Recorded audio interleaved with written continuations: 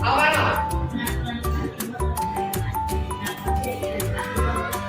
Benar sekali. Peraturan kelas dibuat biasanya oleh yang sekolah. Sedangkan untuk keyakinan kelas atau kesepakatan kelas dibuat oleh siswa dan peserta didik secara bersama-sama. Sekarang kita akan membuat keyakinan kelas tersebut. Jadi kalian tuliskan apa yang kalian inginkan di kelas kita. Keyakinan kelas seperti apa? Misalnya datang sekolah tepat waktu. Nanti Pak Iwan bagikan kertas ini namanya sticky note. Kalian akan mendapatkan satu buah sticky note. Kemudian kalian tuliskan satu buah keyakinan kelas atau keadaan kelas seperti apa yang kalian inginkan. Kalian nanti tulis di sini. Iwan bagikan satu orang satu. Boleh membelakangkan dulu. Belakangkan.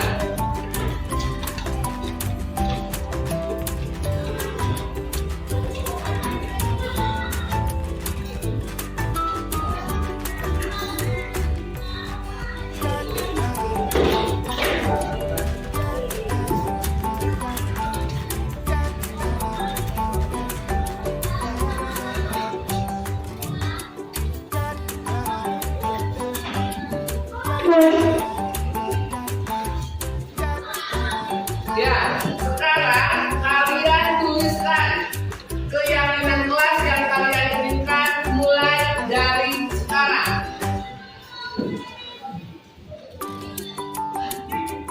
Nah, tapi ingat, keyakinan kelas itu tidak boleh menggunakan kalimat negatif atau jangan menggunakan kata jangan atau dilarang, tidak boleh. Jadi misalnya langsung saja membuang sampah pada tempatnya. Misalnya memakai baju seragam kulit setiap hari Senin. Sekarang kalian tempelkan apa yang sudah kalian tulis di papan keyakinan kelas. Mulai dari barisan yang sebelah sini, silakan tempelkan di sini. Ya, tempel. Ayo tempel, di mana saja.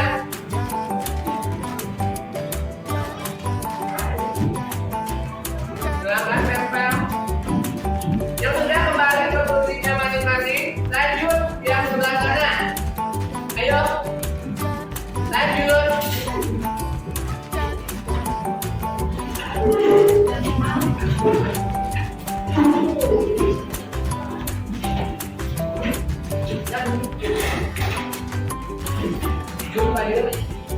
Yang sebelah sini, silakan.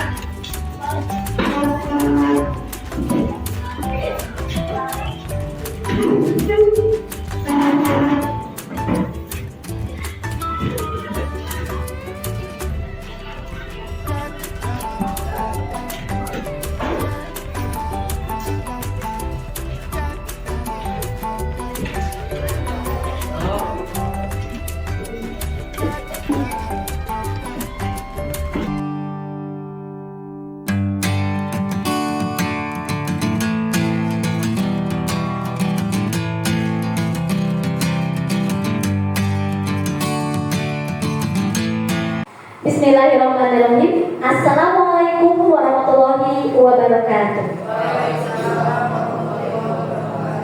Innal hamdalillah nahmaduhu wa nasta'inuhu wa nastaghfiruh la haula wa la quwwata illa billah. Lahi anta maksudi wa ridho wa maghfiri akhiri mahabbataka wa mahbubaka.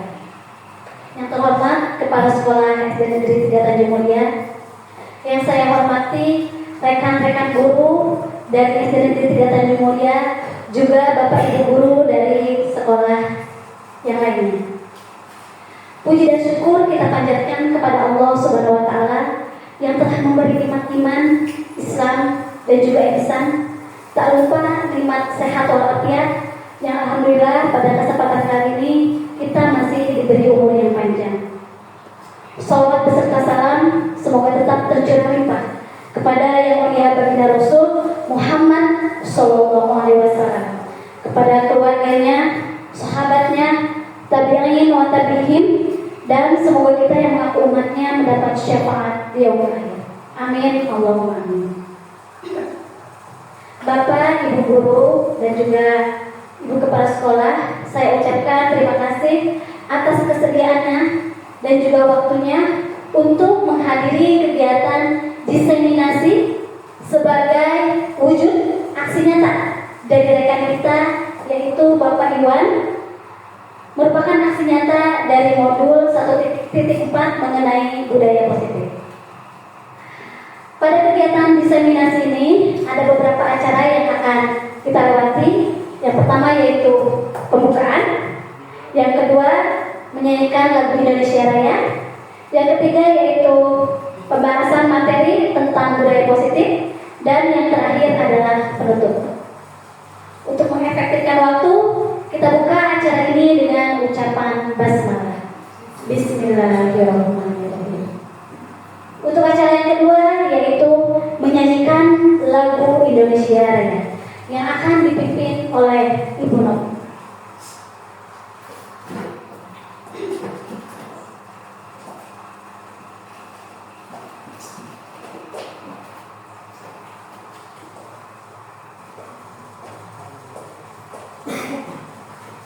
Hadirin disilakan berdiri.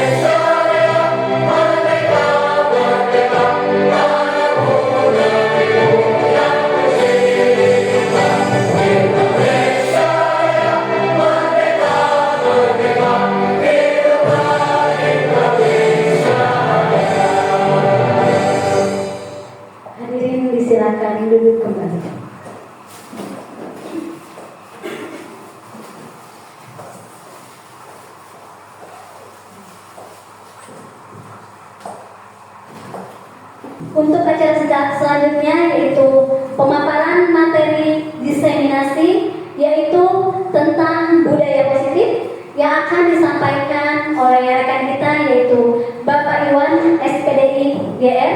Beliau merupakan wali kelas 5 di SD Negeri 3 Tanjung Mulia. Beliau sedang mengikuti pendidikan guru penggerak sehingga beliau merupakan CGP atau calon guru penggerak angkatan 10 pada tahun 2024. Kepada yang terhormat, disilakan. Ya, saya ucapkan terima kasih kepada Ibu moderator yang sudah memandu acara. Kemudian juga saya ucapkan terima kasih banyak kepada Ibu Kepala Sekolah, Ibu Iki Sutrianingsih SPD, SD, MPD, selaku Kepala Sekolah dari SD Negeri 3 Tanjung Mulia. Serta saya ucapkan terima kasih banyak kepada seluruh rekan guru yang sedang hadir di tempat ini di Sekolah SD Negeri 3 Tanjung Mulia. Yang mungkin mulai dari sekarang ya selama 1 jam ke depan kita akan bersama menyimak, atau saya bukan berarti menggurui ya, bukan berarti pengetahuan saya lebih banyak, tapi kita sharing saja pengalaman saya selama menjadi guru penggerak atau calon guru penggerak dalam mengikuti modul budaya positif ini untuk melakukan pemaparan diseminasi aksi nyata saya kepada Bapak Ibu sekalian. Dan saya harapkan nanti setelah akhir dari diseminasi ini, Bapak Ibu sekalian bisa menerapkannya di sekolah Bapak Ibu sekalian. Oke, perlu Bapak Ibu sekalian tahu ya, saya di sini sebagai calon guru bergerak angkatan 10. Dan di sana ada Bapak Sujono, SPD, MPD. Beliau adalah fasilitator saja saya di guru penggerak ini. Kemudian ada Bapak Irman Ramli, beliau adalah pengajar praktik. Jadi beliau-beliau ini adalah yang membimbing saya selama saya melaksanakan program guru penggerak ini. Selanjutnya, di sini ada, apakah Bapak Ibu guru setuju? Nah, namun sebelum ke sini, karena ini terlihat semuanya sudah agak lelah ya, mungkin ngantuk juga karena waktunya sudah lewat asar juga ya. Sekarang saya mau minta semuanya tepuk semangat terlebih dahulu. Oke, semuanya siap ya? Siap. Oke, tepuk semangat.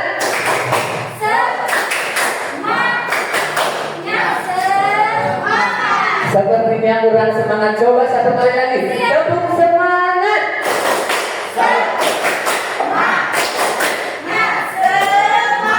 Iya, terima kasih. Boleh tepuk tangan untuk kita semua.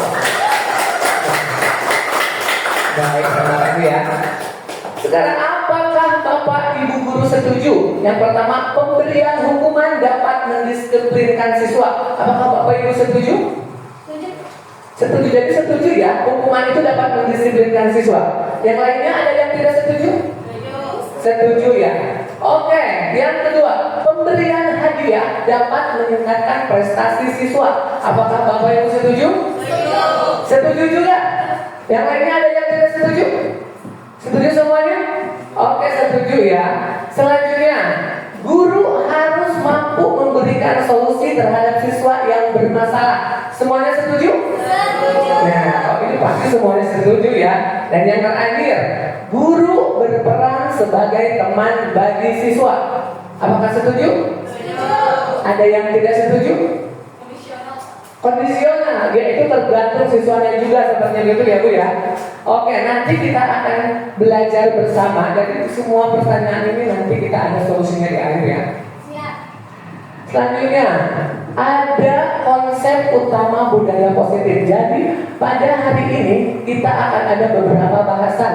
Yang pertama mengenai perubahan paradigma belajar, kemudian disiplin positif dan nilai kebajikan universal, selanjutnya kebutuhan dasar manusia, kemudian motivasi perilaku manusia, 5 posisi kontrol guru, keyakinan kelas, dan segitiga restitusi.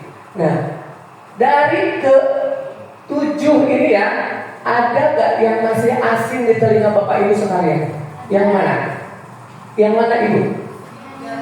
Yang ini, segitiga restitusi. Jadi yang selain segitiga restitusi ini pernah mendengar ya. Tapi kalau segitiga restitusi ini baru sebenarnya ya. Jadi ini baru istilah baru dan masih asing sebenarnya. Oke, nanti kita jelaskan bersama-sama di sesi selanjutnya. Yang pertama, mengenai perubahan paradigma belajar. Nah, di sini perubahan paradigma dalam pembelajaran ini dirancang berdasarkan pembelajaran berdiferensiasi. Mengapa berdiferensiasi? Ibunya barangkali sebagai anak kelas 1. Ya, karena harus sesuai dengan kebutuhan, minat, bakat. Benar sekali, karena minat bakat siswa itu berbeda, tidak bisa disamaratakan.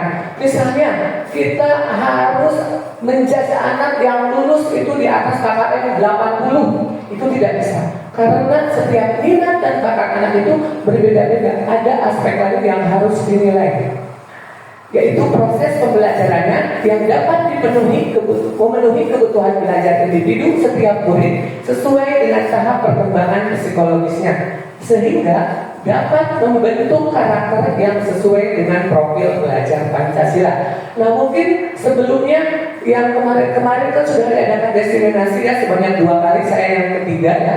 Bapak Ibu sudah tidak asing lagi dengan profil belajar Pancasila. Jadi ada berapa aspek itu profil belajar Pancasila? Ada 6. Apa saja itu yang keenam? Beriman dan bertakwa pada Tuhan dan taat mulia.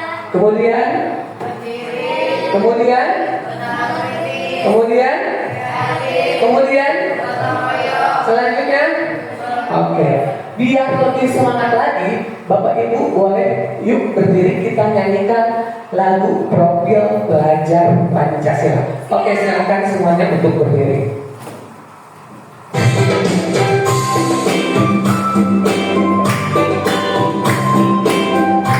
Langsung ya, ini dari anak saya.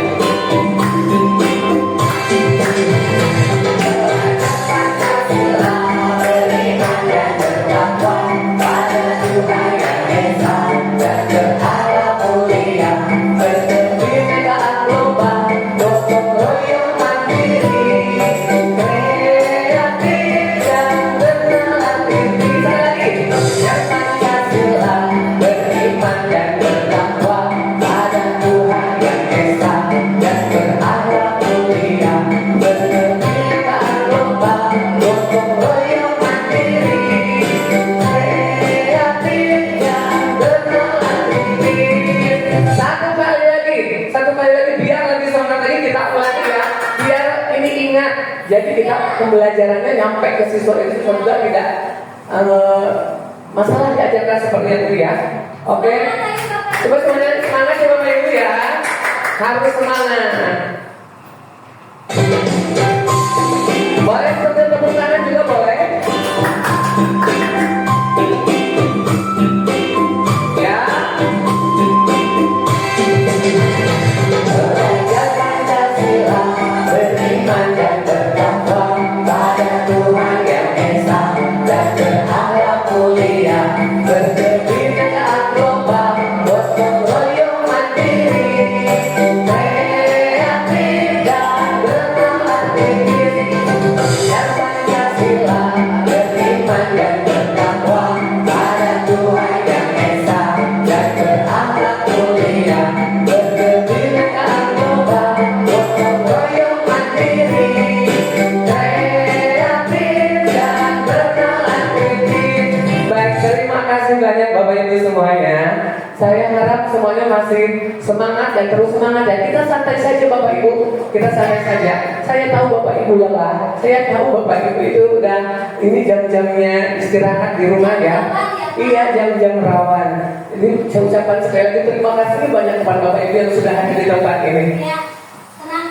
Iya, tidak akan lama Bapak Ibu. Boleh sambil makan, sambil minum, boleh. Asal jangan tidur saja. Selanjutnya, ini ada kegiatan pemantik. Nanti Bapak Ibu praktekkan ya dengan teman di samping Bapak Ibu. Anda dan teman Anda akan melakukan kegiatan cobalah buka. Anda adalah A. Tugas Anda adalah menghafalkan salah satu tangan Anda. Coba bayangkan bahwa Anda menyimpan sesuatu yang sangat berharga di dalam kepalan tangan Anda. Anda perlu menjaga benda tersebut sekuat tenaga karena Anda begitu pentingnya untuk kehidupan Anda. Tugas rekan Anda, teman Anda yang B adalah mencoba dengan segala cara untuk membuka kepalan tangan Anda. Teman Anda B boleh membujuk, menghardik, mengintimidasi, memarahi, menggoda, menggelitik, bahkan menawari Anda uang agar Anda bersedia membuka kepalan tangan Anda. Lakukan selama 30 detik. Jadi sekarang coba Bapak Ibu berhadap-hadapan. Siapa yang berperan menjadi A dan siapa yang berperan menjadi B?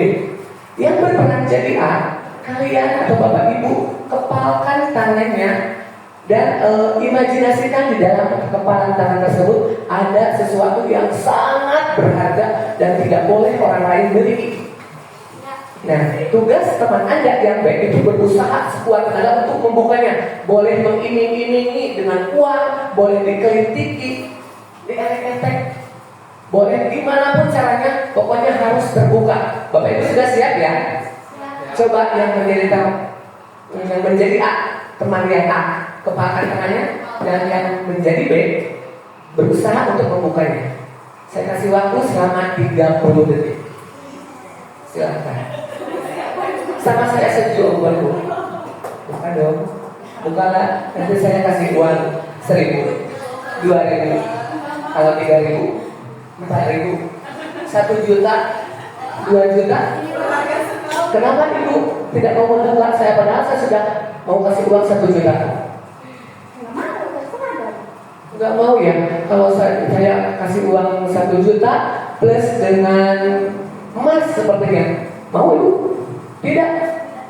Jadi ibu mau apa? Biar saya bisa buka tangan ibu. Lihatin. Nggak mau. Tetap ibu nggak mau. Oke. Sudah 30 detik. Baik di antara bapak ibu ada yang bisa berhasil membuka kepala tangan temannya? Tidak ya. Kenapa ya? Kok bisa tidak terbuka? Karena yakin ada barang berharga di tangannya, tidak boleh dimiliki oleh orang lain. Nah, pertanyaan yang pertama, apakah B mampu membuka kepala tangan A? Mengapa? Apa alasan B membuka kepala tangan A? Karena kita tahu ada barang berharga di tangan A ya. Jadi kita akan berusaha untuk membuka kepala tangan A. Baik itu dengan iming-iming seperti apa, baik itu dengan mengintimidasi, tapi teman A kekeh tidak mau membuka ya. Oke. Yang kedua, apakah B menutup kepala tangan A? Mengapa? Apa alasan B tetap menutup kepala tangan A? Jadi apakah masih ditutup tangan A-nya? Apakah tangan B-nya maksa terus? Masih tetap kan? Walaupun dipaksa, walaupun pakai iming-iming apapun pasti tidak akan dibuka karena A tahu yang digenggamnya itu begitu berharga. Yang ketiga, dalam kegiatan ini sesungguhnya siapa yang memegang kendali atau kontrol untuk membuka atau tetap menutup tangan. Jadi siapa yang memegang kontrolnya, yang bisa membuka tangan tersebut? Apakah B bisa? Tidak. Jadi siapa? Si A. Jadi dirinya sendiri yang bisa membuka kepala tangan. Dia berhak. Misalnya dia mau mengasihkan ke B, ke C, ke D, itu tergantung dari keyakinan, kesadaran dari si A atau dirinya sendiri. Oke Bapak Ibu, selanjutnya ada beberapa miskonsepsi tentang teori kontrol. Biasanya zaman dulu atau mungkin sekarang, pasti Bapak Ibu pernah mendengar dengan istilah student center atau teacher center. Sudah ya? Mungkin Ibu Devi bisa menjelaskan atau mengetahui apa sih itu teacher center itu seperti apa itu? Mungkin Ibu Devi bisa menjelaskan. Kalau teacher center itu pusatnya, yang menjadi pusatnya adalah guru. Jadi segala sesuatu itu tergantung gurunya. Guru sebagai pusat pembelajarannya. Oke, baik. Benar sekali. Teacher center itu adalah guru sebagai pusat pembelajaran. Jadi apa-apa itu tergantung dari gurunya. Nah, kita miskonsepsi ini harus diluruskan. Mengapa? Karena teacher center itu tidak membuat anak atau siswa menjadi mandiri, tidak dapat membuat anak kita mengetahui minat dan bakatnya. Jadi hanya melulu dari guru, pokoknya harus ini, tidak seperti itu. Kita harus berubah paradigma tersebut menjadi student center. Kita harus memahami karakter, minat, bakat peserta didik kita agar tujuan pembelajarannya tercapai. Ya, oh banyak sekali. Bagi yang belum sholat asar, ya silakan boleh untuk sholat asar terlebih dahulu. Kita lanjutkan. Miskonsepsi yang pertama yaitu mengenai ilusi guru mengontrol murid. Yang kedua, ilusi bahwa orang dewasa berhak memaksa. Yang ketiga, ilusi bahwa kritikan dan membuat rasa bersalah mampu menguatkan karakter. Selanjutnya yang terakhir, ilusi bahwa semua penguatan positif efektif dan bermanfaat. Untuk yang pertama, mengenai miskonsepsi teori kontrol, guru dapat mengontrol murid. Banyak yang beranggapan guru dapat mengontrol murid. Jadi semua murid, semua siswa itu tergantung dari guru. Guru yang menjadi dalangnya, murid yang menjadi wayangnya. Tapi pada kenyataannya, murid memiliki hak memilih. Murid-murid bisa memilih. Saya sukanya menggambar, saya tidak mau bernyanyi. Tapi ada juga, saya maunya bernyanyi, saya sukanya nyanyi, saya tidak suka menggambar. Jadi murid itu berhak memilih. Kenyataan yang kedua, guru tidak bisa memaksa kehendak kepada murid. Benar sekali, sampai kapanpun guru tidak bisa memaksakan kehendak kepada murid. Pokoknya kamu harus nilainya 100, tidak mau tahu. Jika nilainya tidak 100, kamu akan begini. Itu tidak boleh. Kita sebagai guru tidak boleh memaksakan kehendak kepada murid. Kenyataan yang ketiga, guru tidak memiliki kontrol penuh terhadap murid. Jadi murid itu tidak bisa seenaknya kita atur-atur. Kenapa? Karena akan lebih baik lagi kita bersama murid itu membuat satu buah keyakinan atau kesepakatan. Nah, nanti akan dibahas lagi ya, keyakinan atau kesepakatan kelas namanya. Selanjutnya miskonsepsi selanjutnya tentang ilusi kontrol, yaitu orang dewasa punya hak untuk memaksa. Biasanya kita sebagai guru, apalagi zaman dulu ya, pasti ada yang selalu memaksa muridnya untuk begini, harus begini. Apakah muridnya itu merasa nyaman? Pasti tidak. Murid pasti merasa tertekan, masih pasti merasa terbebani. Kenapa? Karena pada kenyataannya orang dewasa tidak bisa mengontrol murid seperti tadi. Selanjutnya, orang perilaku memaksa tidak akan efektif pada jangka waktu yang lama. Murid akan memberontak sewaktu-waktu. Ada loh, murid saya kelas 5 ada yang masih membacanya itu terbata-bata.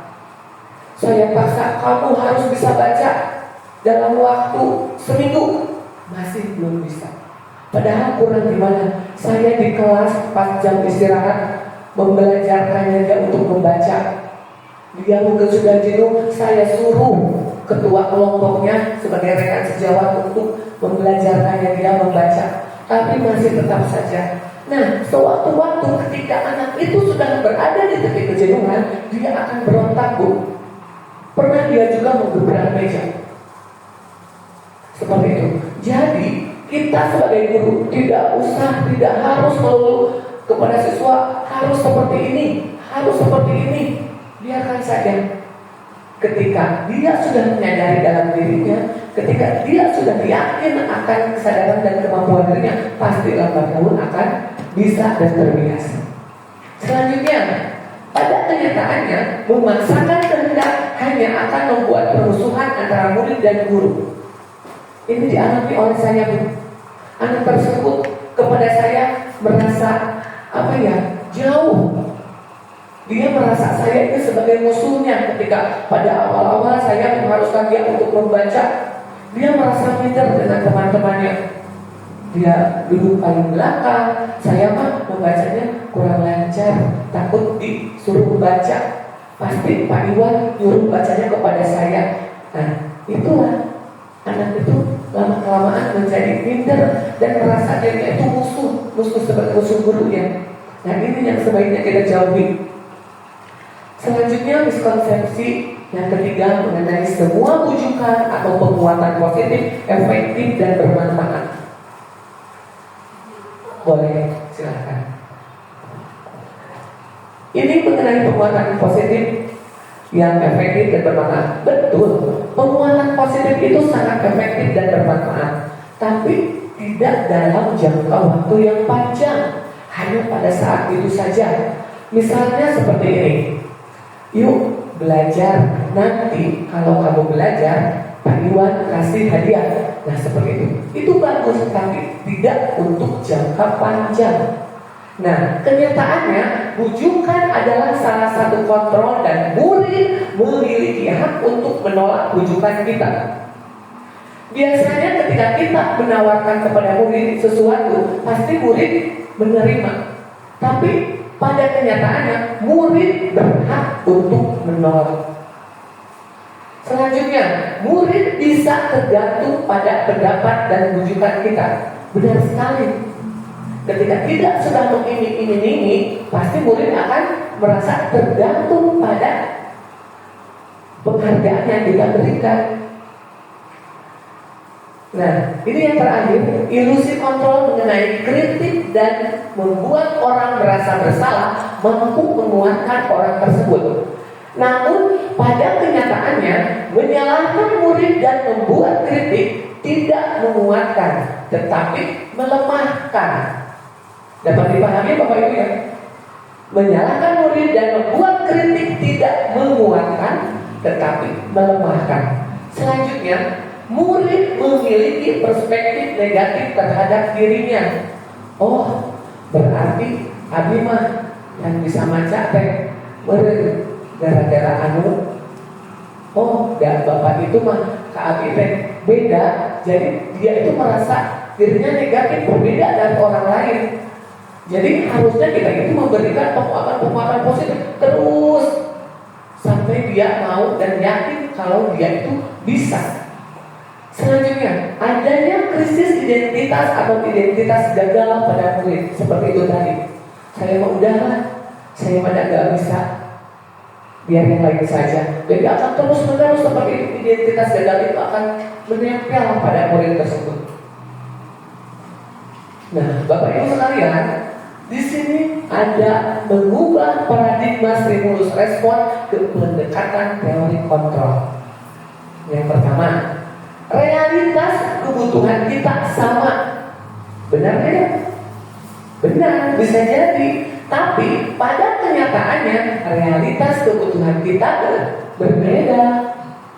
Selanjutnya, semua orang melihat hal yang sama. Pada kenyataannya, setiap orang memiliki gambaran yang berbeda. Misalnya, anak disuruh kita menggambar pemandangan. Pasti antara anak yang satu dengan anak yang lainnya itu berbeda. Ada yang hanya menggambar pegunungan disertai dengan sawah. Namun ada juga yang sangat detail. Ada yang langitnya full seperti matahari, awan. Di sawahnya ada padinya, ada binatangnya, ada tumbuhan, pohon-pohonnya. Jadi setiap orang memiliki gambaran yang berbeda, termasuk peserta didik kita. Selanjutnya, kita mencoba mengubah orang agar berpandangan sama dengan kita. Pada kenyataannya, kita berusaha memahami pandangan orang lain tentang dunia. Sebagai satu contoh, misalnya Ibu Tia akan pergi ke daerah Panjalu. Menurut Ibu Tia, jalan yang paling dekat adalah ke sini. Beda lagi dengan Bapak Puji misalnya. Bapak Puji pilih jalan yang berbeda, tapi ke sana. Itu tergantung dari cara pandang orang tersebut menyelesaikan masalah. Selanjutnya, perilaku buruk dilihat sebagai suatu kesalahan. Namun pada kenyataannya semua perilaku memiliki tujuan. Benar sekali. Jadi setiap perilaku siswa di dalam kelas itu pasti ada saja kesalahannya. Namun di balik itu semua tujuan kita itu adalah satu. Dan pada saat itu untuk memenuhi mencapainya tujuan pembelajaran. Selanjutnya, orang lain bisa mengontrol saya, tetapi hanya Anda yang bisa mengontrol diri Anda. Seperti tadi yang Bapak Ibu lakukan mengenai kepalan tangan yang di dalamnya ada sesuatu yang berharga. Jadi hanya diri kita sendiri yang bisa mengontrol atau membuka tangan tersebut. Selanjutnya, pemaksaan pada saat bujukan gagal. Namun pada kenyataannya, kolaborasi dan konsensus menciptakan pilihan-pilihan yang baru. Ini sudah jelas ya. Dan yang terakhir, model berpikir menang kalah. Tapi pada kenyataannya teori kontrol ini beranggapan bahwa model berpikir itu benar. Tidak ada yang kalah. Semuanya, jadi termasuk guru, harus berupaya mencari win-win solution seperti itu. Jadi anggapannya adalah menang dan benar.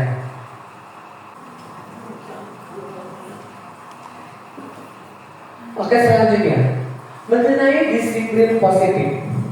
Nah, Bapak Ibu, ketika mendengar kata disiplin, apa yang terbayang di benak Bapak Ibu? Mungkin Ibu Nopi bisa memberikan pendapatnya. Ketika Ibu mendengar kata disiplin, apa yang terbayang di benak Ibu? Apa ya? Mematuhi peraturan ya. Benar sekali. Ketika kita mendengar kata disiplin, pasti dalam benak kita yang terbayang adalah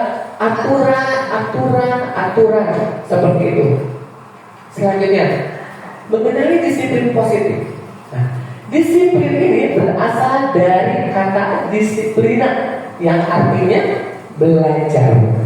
Disiplin memicu pada disiplin diri yang memiliki tanggung jawab terhadap apa yang dilakukannya berdasarkan nilai-nilai yang diyakini. Jadi, kedisiplinan itu harusnya muncul dari dalam diri siswa, bukan atas dasar hukuman, ancaman, atau jadi mereka dibuat takut, bukan seperti itu. Disiplin yang baik adalah merasa dirinya yakin untuk melaksanakan atau taat pada keyakinan atau kesepakatan yang telah dijalin. Disiplin positif ini merupakan salah satu cara penerapan disiplin yang bertujuan untuk menumbuhkan kesadaran serta memberdayakan peserta didik tanpa imbalan. Nah, tanpa imbalan ini perlu digarisbawahi ya Bapak Ibu. Selanjutnya, tanpa penghargaan, tanpa ancaman ataupun hukuman. Mungkin Bapak Ibu pernah menerapkan sikap disiplin anak dengan ancaman. Siapa di sini yang datang sekolah terlambat, lewat dari jam 7, maka harus berdiri di depan kelas dengan tangan di telinga, kaki diangkat sebelah. Mungkin zaman dulu ada ya yang seperti itu. Namun ini penerapan disiplin ini tidak untuk jangka panjang dan murid merasa terbebani, tidak merasa yakin dari dirinya sendiri karena itu ada ancaman dari gurunya. Selanjutnya, sebagai pendidik, tujuan kita adalah menciptakan peserta didik yang memiliki disiplin diri sehingga mereka berperilaku mengacu pada nilai-nilai kebajikan universal, menyeluruh ya, bukan dalam satu aspek saja, dan memiliki motivasi intrinsik dalam perubahan ke arah yang lebih baik.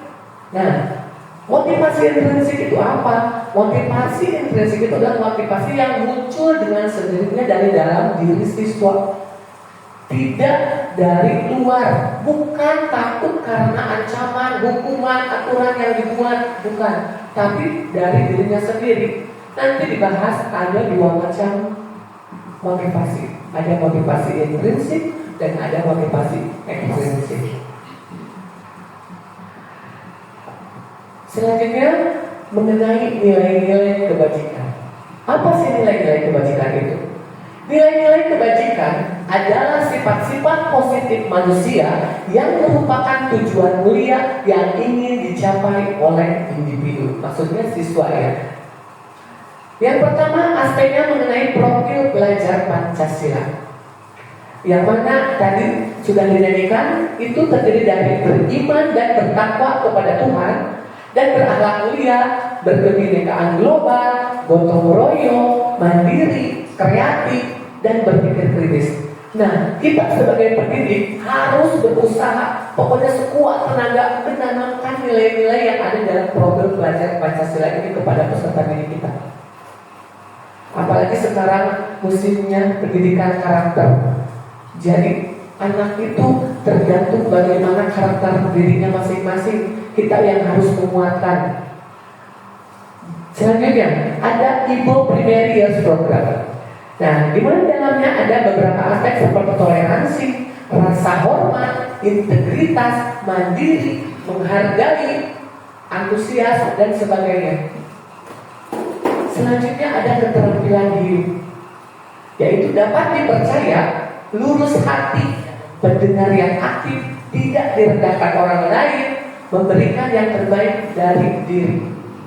Itu yang harus kita tanamkan kepada peserta didik kita agar menjadi peserta didik yang berprofil belajar Pancasila. Mengenai kebutuhan dasar manusia. Nah, Bapak Ibu, mungkin di sini ibu-ibu pasti punya kebutuhan dasar atau beberapa kebutuhan yang termasuk kebutuhan primer yang harus dipenuhi. Jadi kebutuhan itu ada berapa? Ada kebutuhan primer, sekunder, dan tersier. Nah, untuk kebutuhan dasar manusia, ini merupakan segala sesuatu yang dilakukan untuk mendapatkan apa yang kita inginkan. Seluruh tindakan yang kita lakukan memiliki tujuan tertentu dan semua usaha terbaik yang kita lakukan adalah dalam rangka agar kebutuhan dasar kita terpenuhi dengan baik. Mungkin ibu-ibu di sini pernah ketika kebutuhan seorang ibu ini untuk berbelanja katanya ya. Ibu Nia, mungkin apakah kebutuhan dasarnya sudah terpenuhi hari ini? Coba, sudah. Mungkin Bapak Ibu sekalian barangkali ada yang kebutuhan dasar hari ini kurang terpenuhi. Apa coba? Mungkin istirahatnya, ketenangan, kenyamanan bisa. Jadi ketika Bapak Ibu di sini sudah sore seperti ini harus mengikuti diseminasi, mungkin itu kebutuhan dasarnya merasa belum terpenuhi ya, terganggu. Tapi insya Allah diharapkan nanti setelah mengikuti diseminasi ini kita semua dapat mendapatkan manfaatnya ya, dan bisa menerapkannya kepada peserta didik kita di sekolah masing-masing. Kebutuhan dasar yang selanjutnya adalah bertahan hidup, di mana kita dalam bertahan hidup ini pasti membutuhkan yang namanya kesehatan. Bapak Ibu semuanya sehat kan? Semoga saja sehat akhir batin ya. Apa yang terjadi ketika kita sakit, Bu, Pak? Sakit gigi, yang namanya sakit gigi apalagi ya, mau ngapa-ngapain juga gak enak. Ya, bahkan ketika orang lain ngomong sekalipun merasa terganggu. Makanya ketika kita diberi kesehatan, itulah yang sering kita lupa dengan rasa syukur kita kepada Yang Maha Kuasa. Selanjutnya untuk bertahan hidup kita juga memerlukan yang namanya rumah. Kemana kita singgah kalau kita tidak punya rumah, tidak ada rumah? Mau rumah sekecil apapun atau setingkat apapun, ibunya ini hebat, rumahnya sudah tingkat 3 dan rencananya tahun ini akan di tingkat 4 ya Bu? Oh 7. Nah itu iya, karena lahannya sempit, jadi disiasati dengan ya, dibangun ke atas sebanyak bertingkat-tingkat ya Bu ya. Itu. Kemudian demi bertahan hidup kita juga perlu apa yang namanya makanan. Bapak Ibu sudah makan? Sudah ya. Apalagi di hadapan Bapak dan Ibu semuanya terlihat ada snack box, ada minuman dingin juga. Ya, tapi ini bukan reward ya. Ini sebagai apa ya? Tambah urin. Nah, iya, memenuhi kebutuhan. Kasihan saya yang ngomong, tapi yang diberi minum Bapak dan Ibu. Kembali ya, Bu. Iya, saya nggak ada Bu. Iya, habis katanya. Oke, Bapak Ibu, selanjutnya kebutuhan dasar yang kedua yaitu kasih sayang dan rasa ingin diterima. Ibu dan Bapak barangkali di rumahnya kan ada pasangannya tuh. Ibu-ibu pasti punya bapak-bapaknya. Nah, sebaliknya bapak-bapaknya pasti juga punya ibu-ibunya. Coba, Kasih sayang dan rasa ingin dan terima. Pernah tidak Bapak Ibu merasa tidak dikasihi oleh pasangan Bapak Ibu? Apalagi dengan adanya uang itu ya. Dengan sekali. Ya. Selanjutnya ada aspek-aspek apa saja dalam kasih sayang dan rasa ingin dan terima itu. Yang pertama ada hubungan dan koneksi sosial. Kemudian ada memberi dan menerima kasih sayang. Tidak bisa hanya satu arah, harus ada dua arah. Tidak bisa ya, harus dibalik. Ketika kita memberikan kasih sayang, orang yang kita kasih tidak memberikan kasih sayangnya kepada kita, itu tidak ada timbal baliknya. Selanjutnya, merasa menjadi bagian dari suatu kelompok. Ini sudah jelas ya, merasa menjadi bagian dari suatu kelompok. Selanjutnya, mengenai kebutuhan dasar manusia yang ketiga, yaitu penguasaan. Di mana ini ada beberapa aspek yang mencakupnya. Yang pertama, mencapai sesuatu, kemudian juga menjadikannya kompeten. Selanjutnya, menjadi terampil. Anak-anak pasti mau yang terbaik, mau mencapai sesuatu, mau menjadi kompeten. Selanjutnya, diakui atas prestasi dan keterampilan kita. Yang terakhir, didengarkan dan memiliki harga diri. Orang mana yang mau harga dirinya diinjak-injak, sekalipun itu anak kecil, peserta didik kita, pasti mau dihargai. Kita jangan egois. Kita sebagai guru jangan memaksakan kehendak. Hanya kita yang dihargai, tapi kita juga harus menghargai peserta didik kita. Karena dia bagaimanapun juga, mereka adalah manusia pada sejatinya. Seperti itu. Selanjutnya, kebutuhan dasar manusia yang keempat adalah kebebasan. Di mana dalam kebebasan ini ada beberapa aspek seperti kemandirian, otonomi, memiliki pilihan, dan mengendalikan arah kehidupan. Ini saya rasa sudah jelas ya Bapak Ibu. Dan kebutuhan dasar yang kelima yaitu kesenangan. Siapa di sini yang hari ini agak bete, lesu karena jam-jamnya istirahat sudah terenggut? Semuanya ya, termasuk saya juga sebenarnya. Tapi bagaimanapun juga, demi mencerdaskan anak bangsa, demi peserta didik kita harus tetap semangat, kita harus tetap gigih untuk tujuan yang mulia ini. Nah, untuk membangkitkan semangat kita, boleh kita tepuk semangat lagi. Semuanya siap? Siap. Kurang keras, semuanya siap? Siap. Tepuk semangat. Semangat. Oke, terima kasih masih semangat ya. Nah, selanjutnya Bapak Ibu, ada motivasi perilaku manusia. Seperti yang tadi saya sebutkan di awal, perilaku motivasi itu ada dua. Yang pertama adalah motivasi ekstrinsik, dan yang kedua adalah motivasi intrinsik.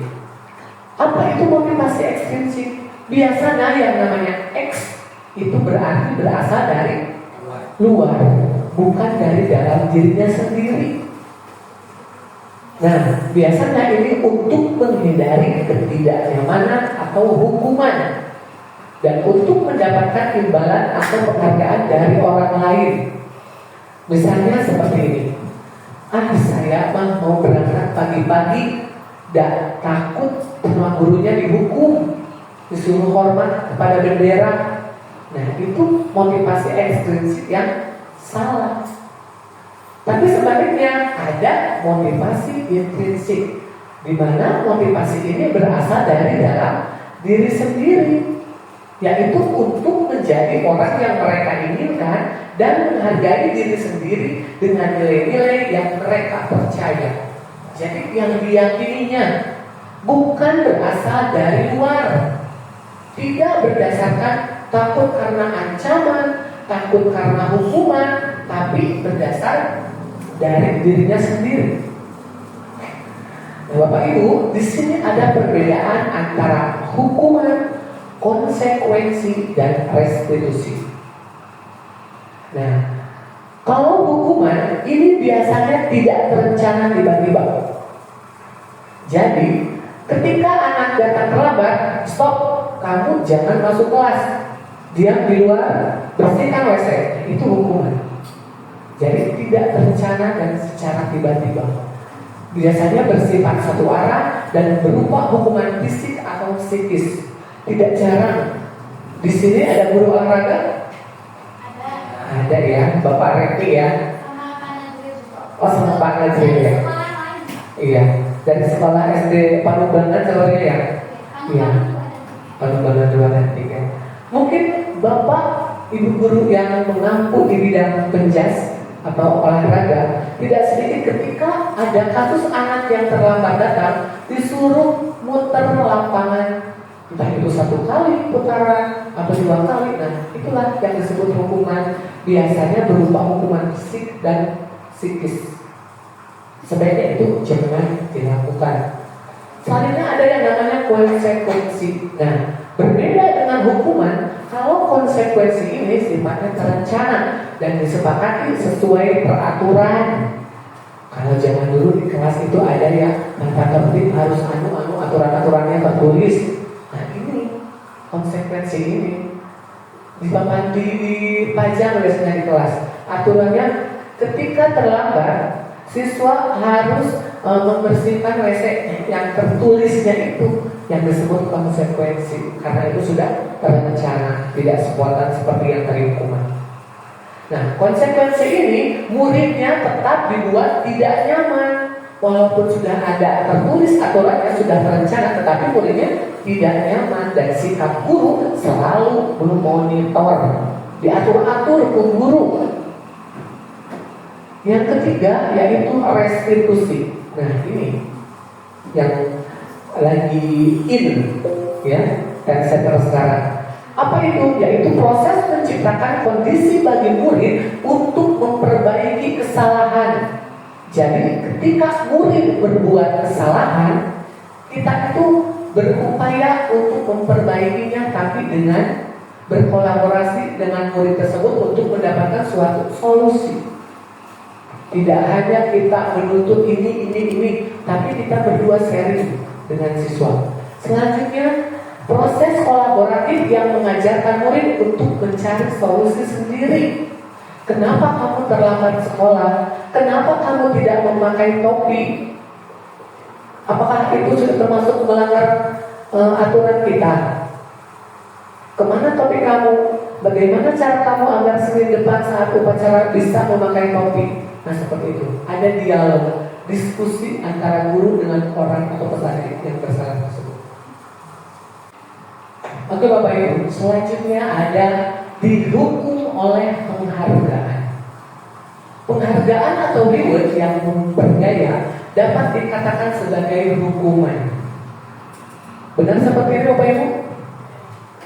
Ketika Bapak Ibu memberikan reward kepada anak didik Bapak Ibu semua, misalnya seperti ini, siapa yang mau maju ke depan, nanti Bapak kasih hadiah.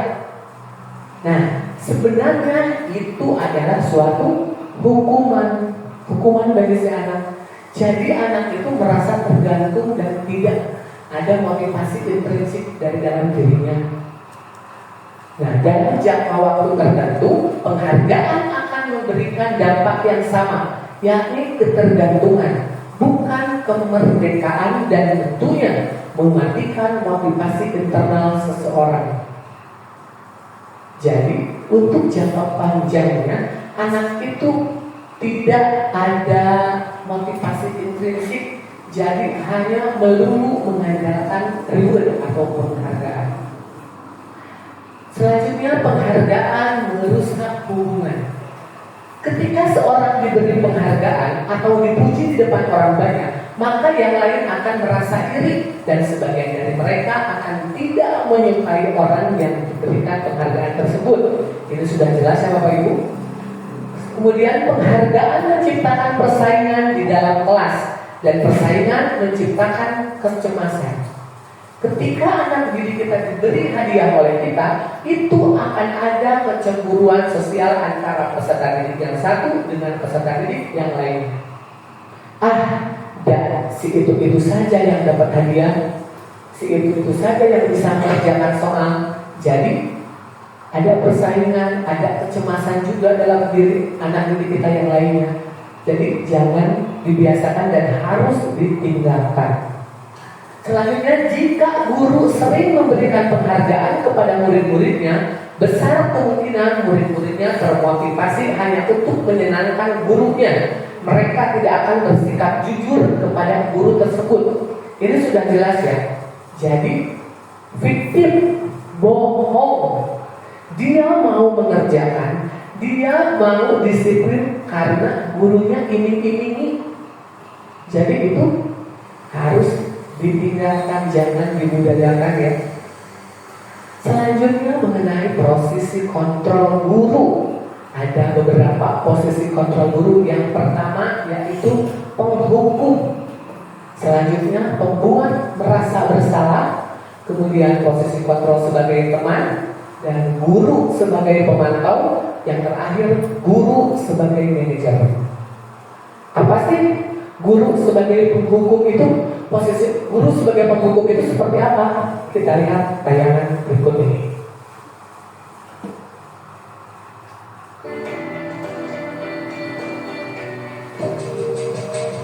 Bisa Bapak Ibu lihat? Ini Naren.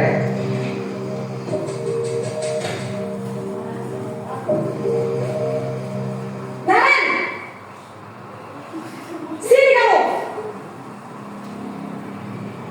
Selamat pagi, Bu. Selalu terlambat. Kamu deh, pasti terlambat. Maaf, Bu. Saya Apa? Apa coba? Alasan kamu apa lagi? Kapan sih kamu tidak terlambat? Malas sekali ya kamu jadi anak. saya Dasar pemalas. Gak kapok-kapok sih kamu. Sudah berapa kali terlambat? Sana, kamu keliling lapangan basket 2 kali. kenapa saya harus keliling lapangan basket, Bu? Kenapa? Kamu melawan ibu. Berani-beraninya jawab. Sudah terlambat, masih berani jawab pula. Sekarang, keliling lapangan basket 5 kali sekalian. Biar kapok. Cepat. Pergi sana ke lapangan basket. Nah, Bapak Ibu, itu adalah posisi guru sebagai penghukum. Jadi ketika anak yang datang terlambat itu langsung dia disuruh lari mengelilingi lapangan basket. Yang tadinya berapa toilet?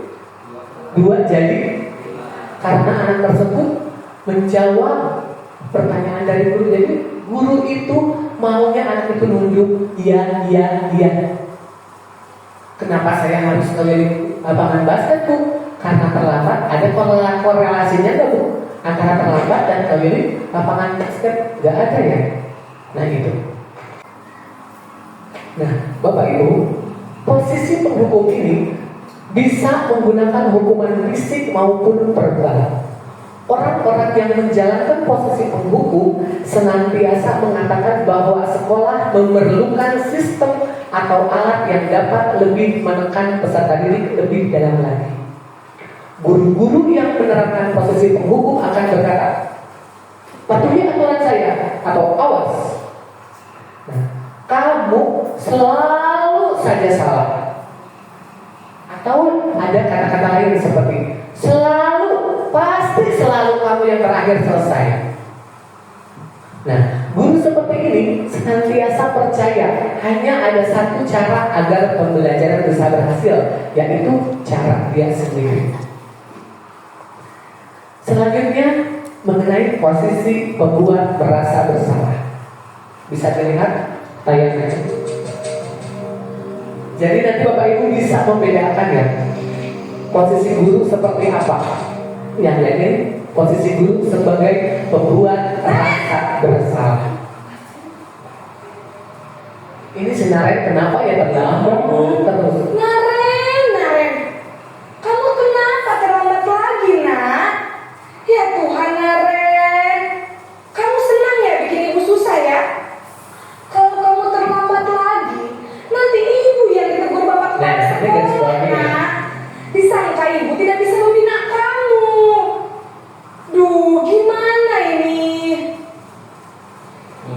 Maaf Bu, Duh Gusti Naren.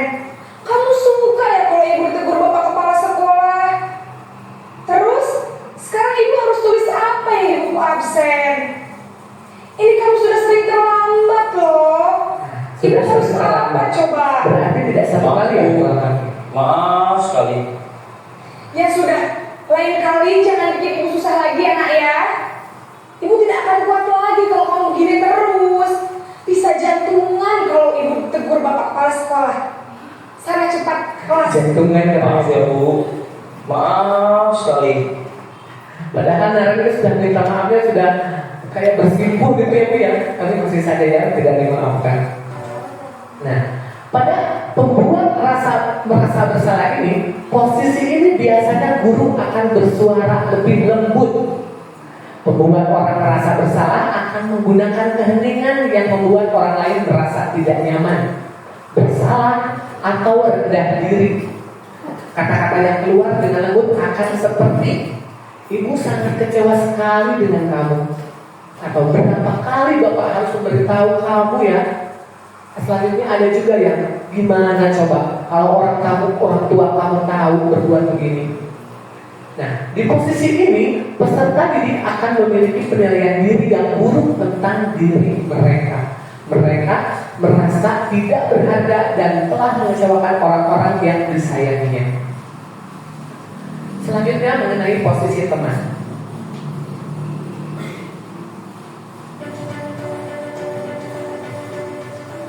Ini pasti jelas ya perbedaannya. Ini Naren lagi, Naren kata ibu ya, pasti gitu. Naren, Mungkin dulu bapak ibu juga pernah kayak Naren seperti ini ya. wah sudah jam berapa Oh, ini? jangan ya. Terlambat lagi ya sayang. Iya Bu, habis ibu saya membangunkan saya Bu. Kamu malah menyalahkan ibu kamu. Kamu bukannya anak yang larinya paling kencang. Kok terlambat sih? Iya Bu, saya memang terlambat bangun tadi. Jadi biarpun saya lari kencang, tetap gak kekejar Bu. Ya sudah sana. Nanti lain kali larinya lebih kencang lagi ya. Biar gak terlambat lagi. Bikin seneng ibu. Demi ibu. Bisa kan? Bisa lah Bu. Ya sudah sana masuk kelas. Ibu beresin urusan absen kamu. Kamu ini ada-ada saja. Ya. Di posisi teman ini ya, tadi ada kata-katanya ya. Demi ibu katanya. Demi ibu. Jadi terlihat lebih dekat sekali ya dengan peserta didik kita. Iya. Nah di sini guru berperan sebagai teman akan memperlakukan murid seperti teman sebaya. Guru akan berusaha untuk mendekatkan dengan murid dan memahami masalah-masalah yang mereka hadapi. Seperti contoh, guru sering ngobrol dengan murid di luar jam pelajaran. Selanjutnya guru ikut bermain dengan murid saat istirahat. Kemudian guru membantu murid memecahkan masalah-masalah pribadi mereka. Posisi guru selanjutnya yaitu posisi pemantau atau monitor. Bisa dilihat.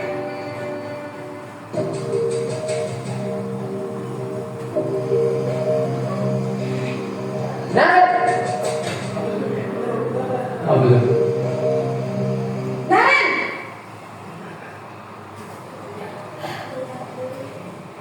Selamat pagi Bu. Naren, apa peraturan sekolah kita tentang jam berapa kita harus masuk sekolah, nak? Kita harus di sekolah jam 7 Bu. Iya betul, sekarang sudah jam 7.20. Naren sudah tahu konsekuensinya jika terlambat hadir. Paham Bu, saya harus tinggal kelas pas jam istirahat selama 20 menit. Iya benar, konsekuensinya demikian. Jadi nanti jam 9.30 pas istirahat, kamu harus tinggal di kelas, kerjakan tugas tambahan untuk ketertinggalan kamu, ya? Baik Bu. Ini malah dikasih tugas tambahan lagi ya. Biasanya guru di posisi pemantau ini berdasarkan pada peraturan-peraturan dan konsekuensi. Dengan menggunakan sanksi atau konsekuensi, kita dapat memisahkan hubungan pribadi kita dengan peserta didik. sebagai seseorang yang menjalankan komisi pemantau, pertanyaan yang diajukan biasanya peraturannya apa? Apa yang telah kamu lakukan? Sanksi atau konsekuensinya apa? Nah, seperti itu ya. Selanjutnya yang terakhir yaitu di posisi manajer. Nah, posisi ini yang paling apa namanya harus kita miliki sebagai seorang pendidik. Bisa dilihat. Ibu Dia bisa dicontohkan bilang Naren ini. Naren. Seperti itu ya. Naren,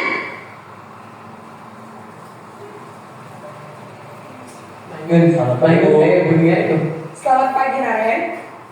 Maaf Bu, saya terlambat. Iya, sekolah masuknya jam 7, sekarang sudah jam 7.20. Jadi sekarang bagaimana ini Naren? Maaf Bu, saya lupa setel alarm saya semalam. Baiklah, menurut kamu, keyakinan sekolah yang mana yang perlu kamu tingkatkan? Menghargai diri sendiri dan orang lain mungkin ya Bu. Setuju. Jadi, apakah Naren meyakini prinsip saling menghormati tersebut? Iya Bu, saya meyakininya. Apakah Naren bersedia memperbaiki masalah keterlambatan ini? Bersedia Bu. Bagaimana kamu akan perbaiki masalah keterlambatan ini? Saya akan coba untuk tidak lupa menyetel alarm saya Bu. Baik, kalau Naren lupa menyetel alarm di rumah, ada orang yang kira-kira bisa bantu mengingatkan tidak? Ada Bu, kakak saya, Kak Emma. Ada lagi selain Kak Emma? Selain Kak Emma, ada ibu saya. Baik, jadi yang mengingatkan Naren adalah Kak Emma dan ibu kamu ya? Kira-kira akan mulai setel alarm kapan nih Naren? Setelah pulang sekolah, akan segera saya lakukan. Baik, jadi Naren akan setel alarm untuk bangun besok pagi dan akan diingatkan oleh kakak dan ibunda Naren ya. Ada lagi yang mungkin perlu dilakukan Naren agar tidak terlambat bangun lagi? Tidak ada Bu. Baik Naren, terima kasih untuk kerjasama kamu. Sekarang kamu perlu kembali ke kelas untuk belajar. Baik Bu, terima kasih. Nah, di posisi manajer ini ada dialog antara guru dan siswa. Kira-kira ada solusinya tidak? Ada ya. Dari mana berasal solusi tersebut? Dari anaknya sendiri. Dia merasa ada keyakinan yang salah yang telah dia langgar. Jadi dia bisa menemukan solusinya juga. Dengan ibu guru tadi berusaha untuk menguatkannya dan memberikan opsi-opsi. Ketika dia akan menyetel alarm, siapa yang mengingatkan? Kakaknya katanya. Selain kakak, ibunya. Jadi ada dialog dan ada solusinya. Nah, di posisi manajer ini, di mana guru itu sebagai mentor yang berbuat sesuatu bersama dengan peserta didik, mempersilahkan peserta didik mempertanggungjawabkan perilakunya, mendukung peserta didik agar dapat menemukan sendiri solusi atas permasalahannya. Nah baik, selanjutnya mengenai keyakinan kelas. Oke, mengapa keyakinan kelas? Mengapa tidak peraturan kelas saja? Ada yang bisa menjelaskan Bapak Ibu? Apa bedanya peraturan kelas dan keyakinan kelas? Ibu Devi barangkali peraturan kelas itu seperti apa Ibu? Memaksa, mengikat, diikat, ditalian. Ada lagi peraturan kelas itu? Nah, dibuat oleh seseorang, bukan hasil kesepakatan.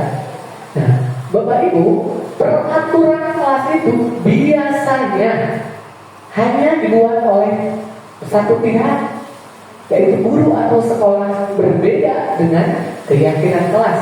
Keyakinan kelas ini dibuat secara bersama-sama oleh peserta didik dengan keyakinan yang telah disepakati di akhir, maka mereka akan merasa keyakinan tersebut menjadi sebuah aturan dengan sendirinya.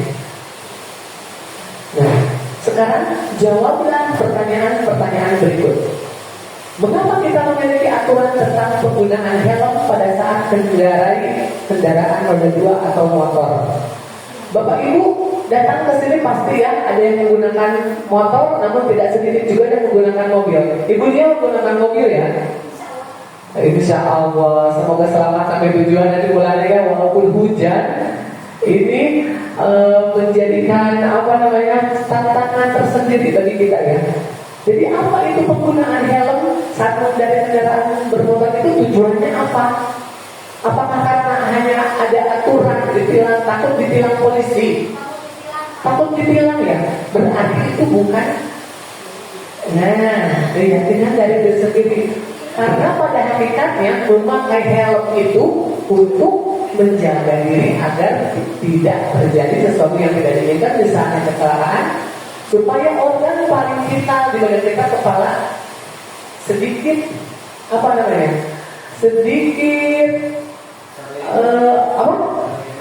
terlindungi, ya bisa sedikit terlindungi.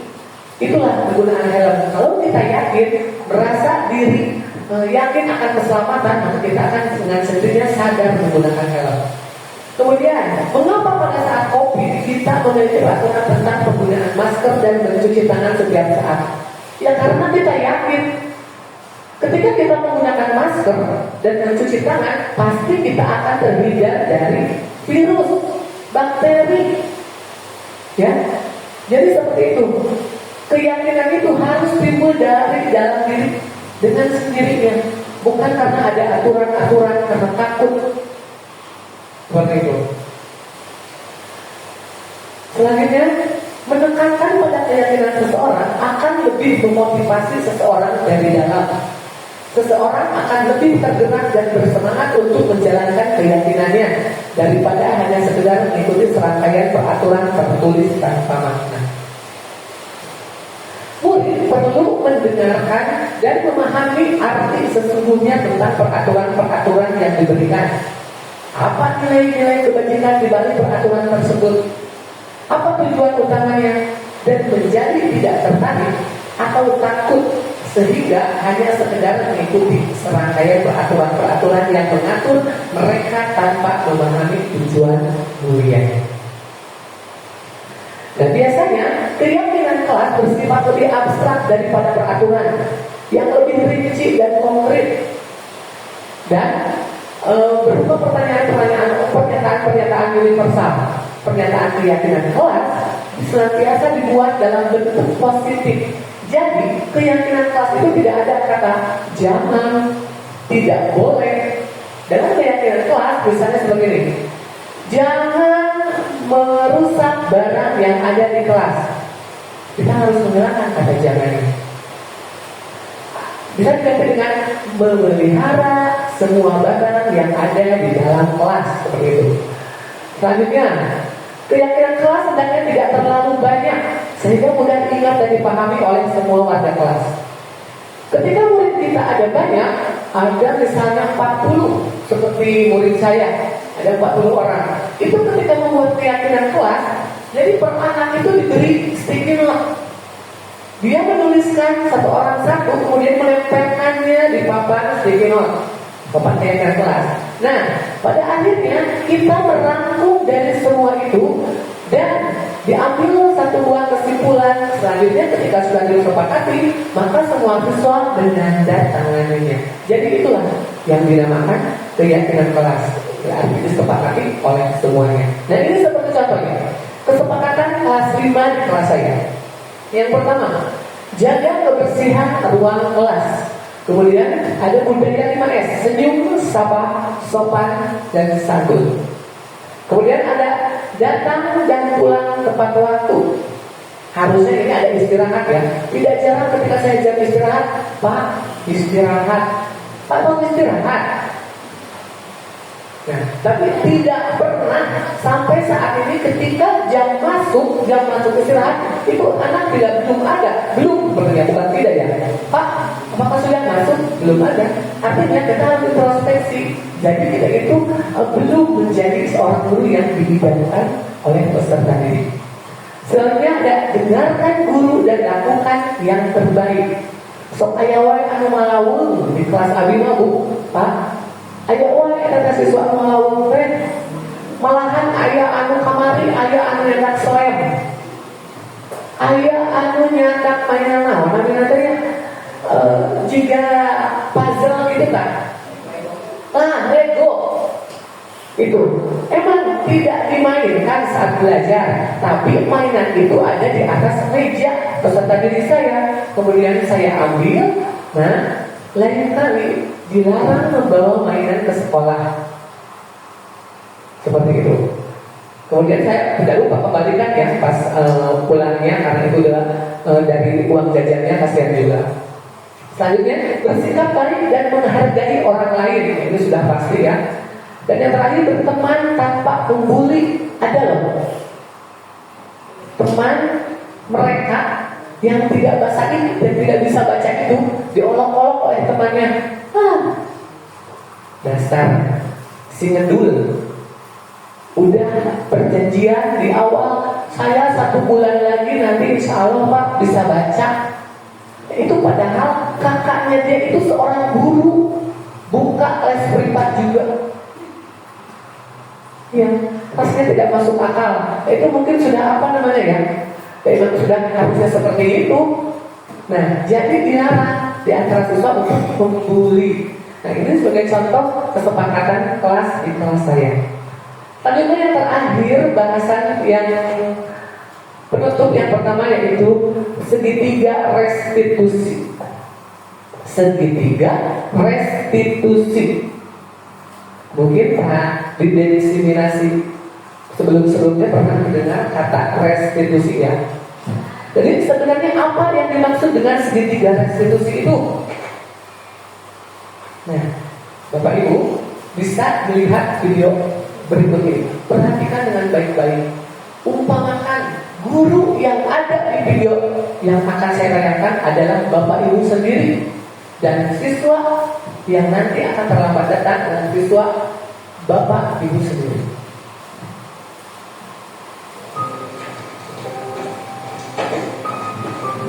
Anak ini datang terlambat ke sekolah. Ketika guru sudah berada di kelas dan sedang mengajar.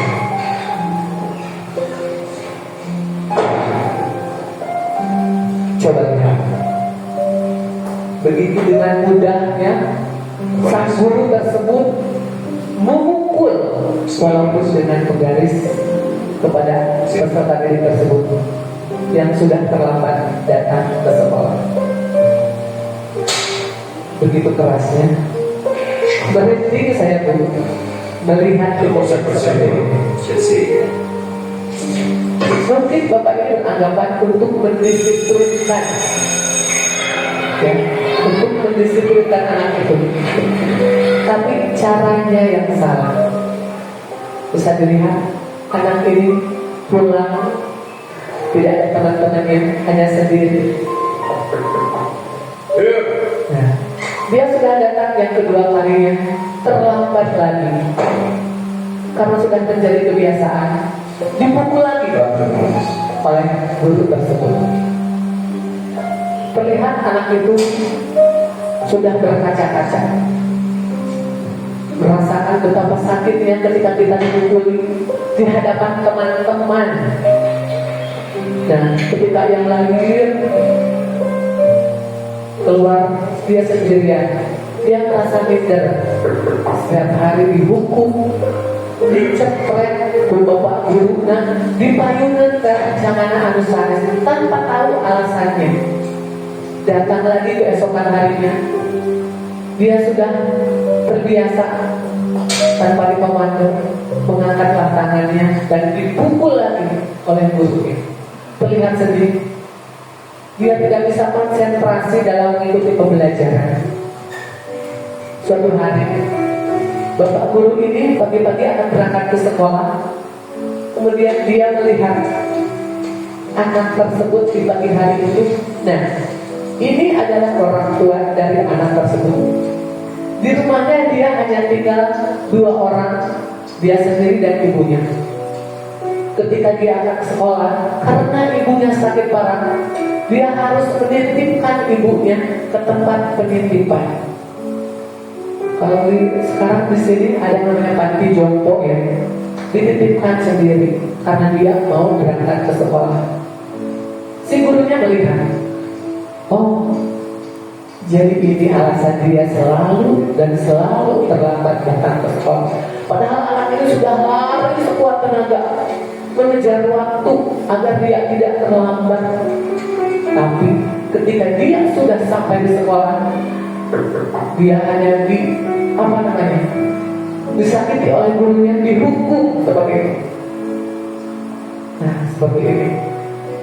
Dia sudah sadar, tanpa dikomando dia mengacungkan tangannya.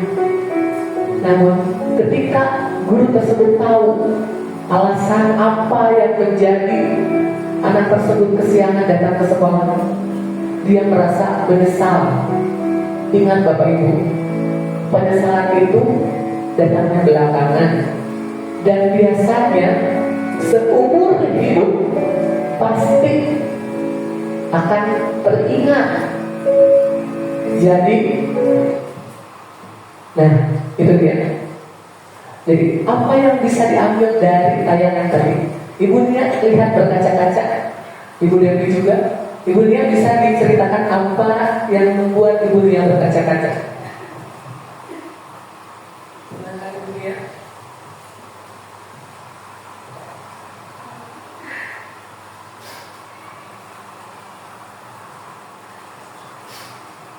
Lihat semuanya ya, berkaca-kaca dulu.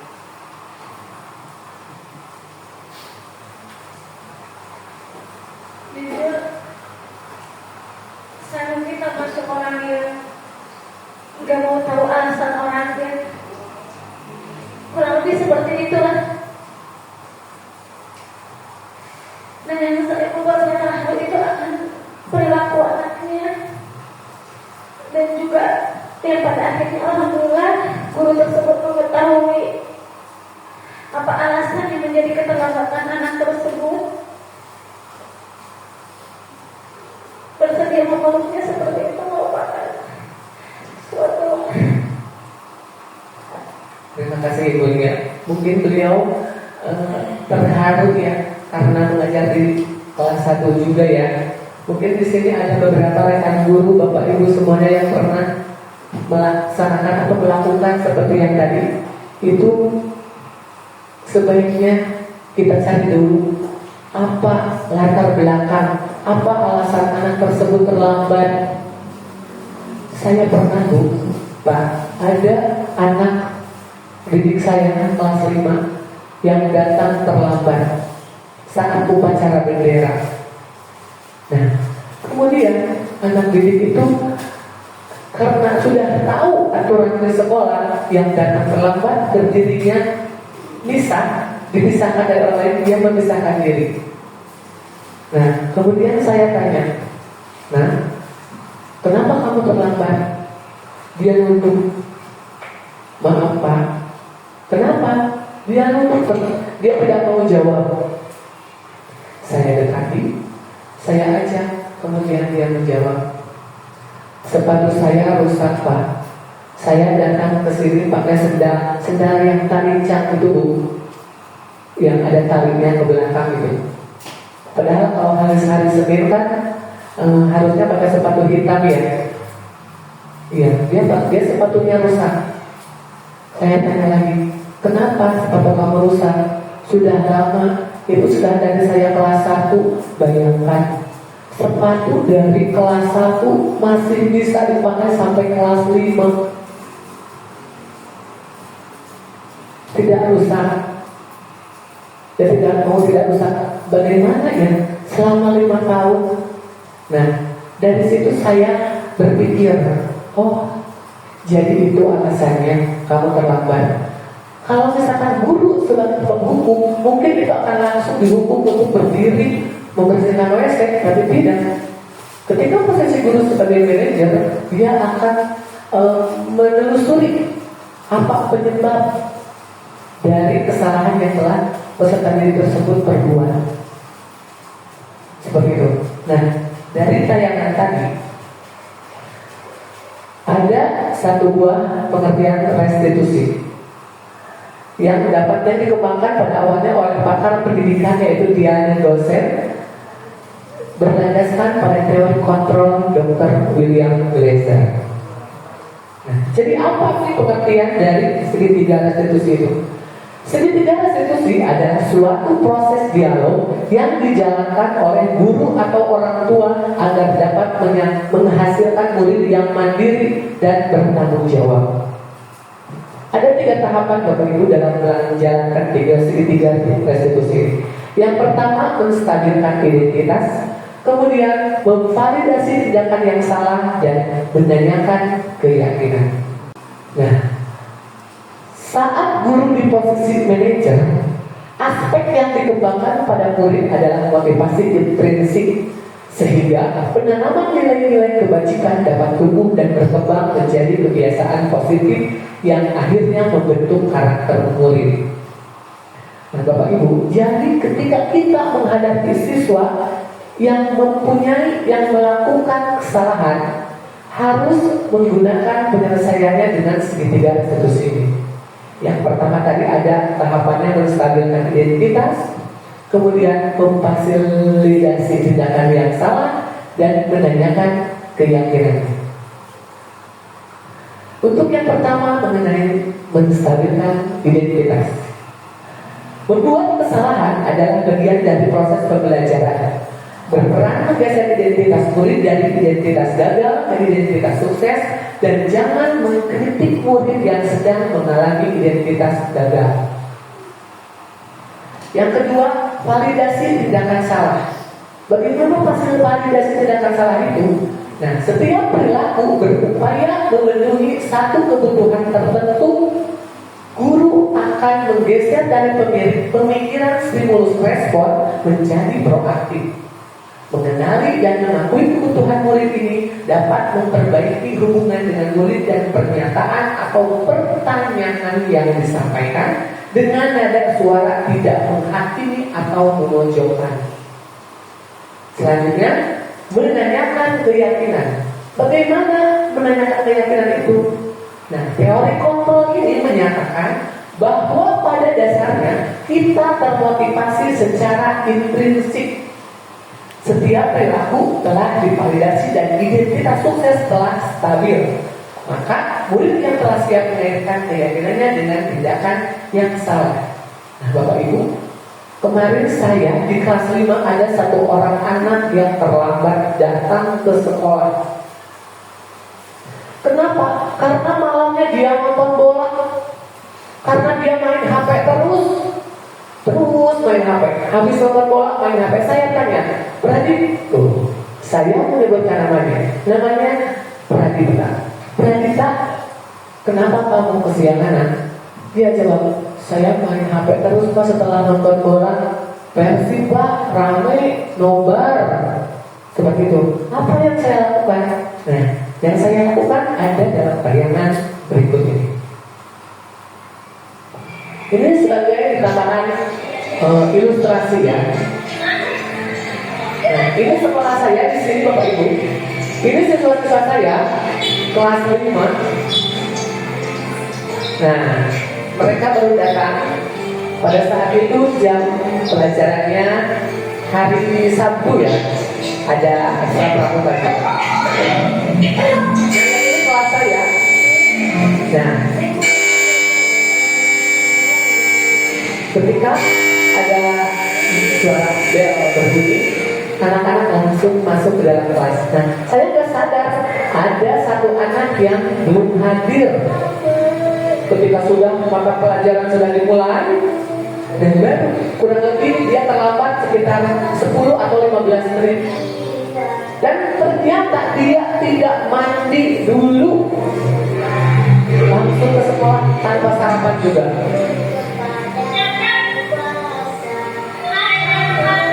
Ini merupakan kebiasaan positif ya Bapak Ibu. Karena hari ini kita akan belajar tentang flora dan fauna. Masih ada apa yang flora? Hari ini kita akan Waalaikumsalam. Nah, ini dia.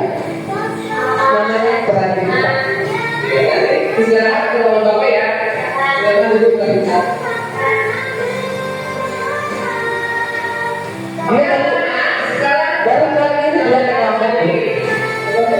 Ya. Padahal dia anaknya rajin. Salah, jangan langsung dari.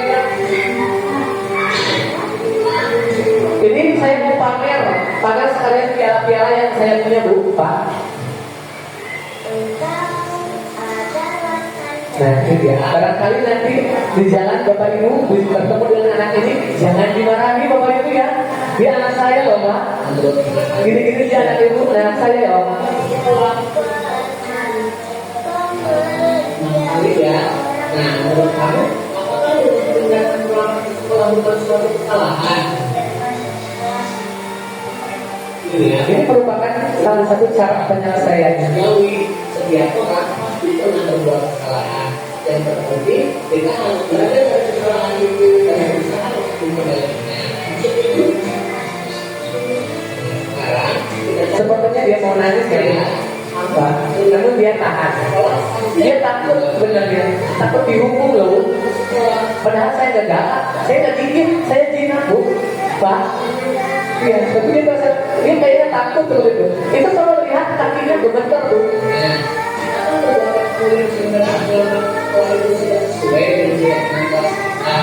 Nah, dia sendiri tahu dia sedang melanggar keyakinan kelas.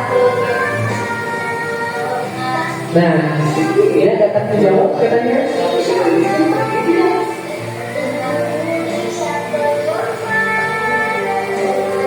Dia kayak dulu aja gitu.